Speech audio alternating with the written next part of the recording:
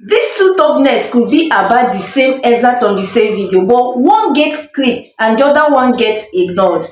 If your CTR, which is also known as click-through rate, is low, then there is a good chance or probability chance that you are making one of these three mistakes that I'm about to mention. And the scary part is that some of small creators, they don't even realize that they are already making this mistake. Now, I will explain one of the three major mistakes so many small creators don't even realize they are making. They will just create thumbnail, they feel like it is suitable on their videos, and they will just use it and post it, publish it on their video without to realize that they are hurting their channel. They are holding their channel from getting visible. They are holding their channel from going viral or even meeting their targeted audience. They are even distracting YouTube not to give them the maximum impressions needed on their videos, because they are making these three thumbnails mistake on their thumbnails, and it is holding their channels not to grow. Now I will explain these three major mistakes that so many small creators are making without even realizing it. Number one is nothing but too much text. Yes, if there is too much text on your thumbnails, like one of the biggest mistakes small creators are making is trying to explain everything on their thumbnails. Viewers don't read thumbnails like book. No, rather they will just glance at it in less than a second and scroll. It is your thumbnail that will give a curiosity to your viewers. If your thumbnail carries too much text, it already distracts your viewers. Like it has already given your viewers what your video is all about. Then there is no need for them to click or even watch your videos. Your thumbnail should not be too buggy as a small creator you are. Just for an example, if you use how to increase watch hour and get more recommended videos, you have already seen that this text is too much to be on your thumbnail. It has already entenced what your video is all about. Rather, you will just use simple, clear message. No views. Yes, this will create a curiosity mindset to your viewers. They'll just feel like, okay, let me click this video and understand what this video is all about. This particular text is good on your thumbnail. Your thumbnail should just be precise. Small text, clear focus, no distraction, no buggy words on your thumbnails. Your thumbnails should just carry like 2 or 3 maximum words, which is okay and good for your thumbnail as a small creator you are.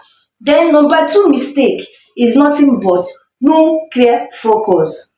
When viewers don't know where to look, they keep scrolling. Yes, if your thumbnail should have one main focus, just like example, no too much arrows, no too much screen touch, no too much icons on your thumbnail. This should already give a clear focus to your viewers. Your thumbnail should just have one face, one message you are already passing on your video. Your thumbnail should just be simple and clear with a simple, clear message. Understand it as a small creator. Then number 3 mistake is nothing but wrong emotion. On your thumbnail, your facial expression should match the message you are passing. Yes, just put this in your head that your thumbnail should match the message you are passing as a small creator. For example, for confusion, use thinking emoji.